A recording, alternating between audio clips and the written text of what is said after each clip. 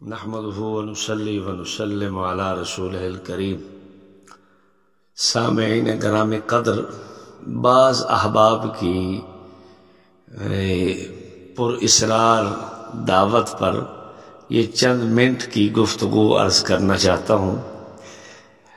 ہمارے حلقہ میں بعض لوگ مختلف بدعت کے کاموں کے اندر تشریف لے جاتے ہیں یا سر انجام دیتے ہیں، تو اس سلسلہ میں ایک تو اپنے حضرات میں کچھ تشویش سی پائی جاتی ہے، اور دوسرا مخالف فریق والے وہ اس پر بغلے بجانے لگ جاتے ہیں۔ تو میں دونوں کے لیے اس گفتگو میں کچھ عرض کرنا چاہتا ہوں۔ جہاں تک اپنے لوگ ہیں تو ان کو ذہن میں ہونا چاہیے کہ ہم اہل السنت والجماعت ہیں، اور ہم اکابرین علماء دیوبند کی ایک جمعیت کے پیچھے ہیں۔ اگر کسی فرد واحد کی رائے ہو تو یہ ایک شاذ قول ہوتا ہے، مسلک دیوبند پر کوئی حرف نہیں پڑتا۔ ایک آدھ آدمی، اکا دکا آدمی کے کرنے سے آپ کو پریشانی نہیں ہونی چاہیے۔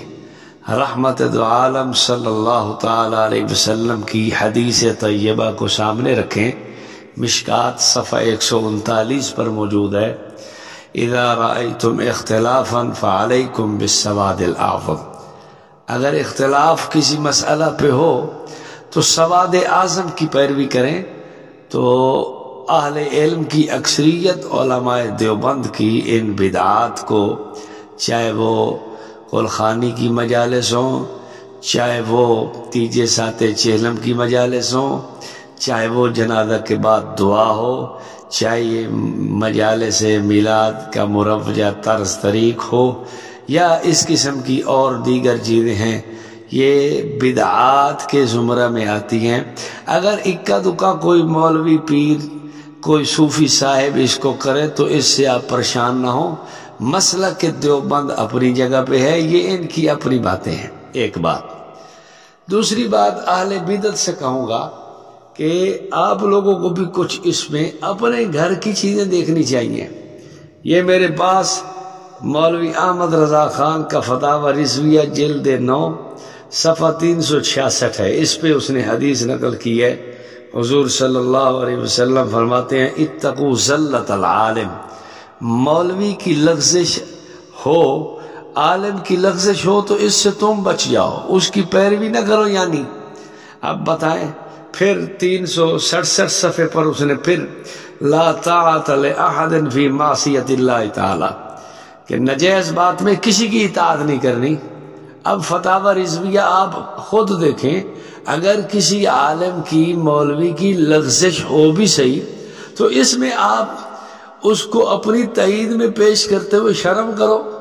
یہ اپنے فتاوی رضویہ کی جلد نمبر 28 ہے، صفحہ 252 ہے۔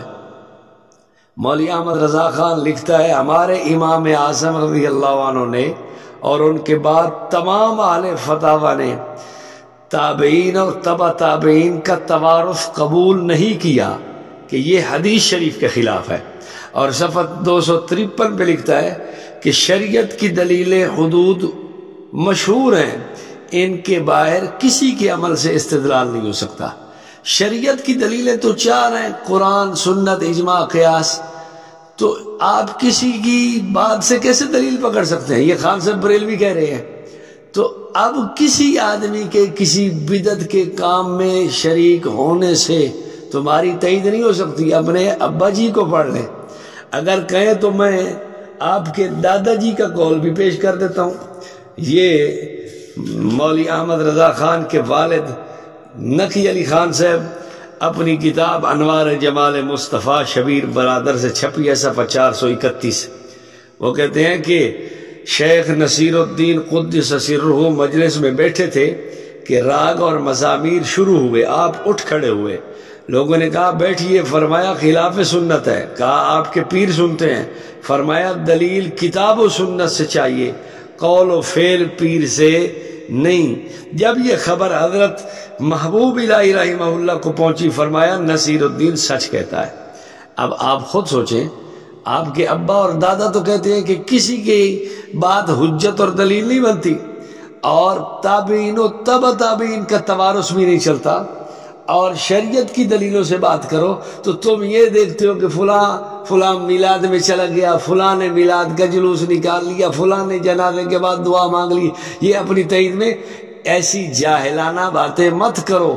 جب اللہ کے نبی صلی اللہ علیہ وسلم نے ساری باتوں کی ایک ہی بات فرمائی ہے، اتقوا زلۃ العالم، مولوی سے بھی لغزش ہو سکتی ہے، لغزش کھائے تو تم اس سے بچو، تو پھر اس بات کو دلیل اور بنیاد بنا کر کسی اہل حق پر اعتراض کرنا، اس پر شرم آنی چاہیے تمہیں۔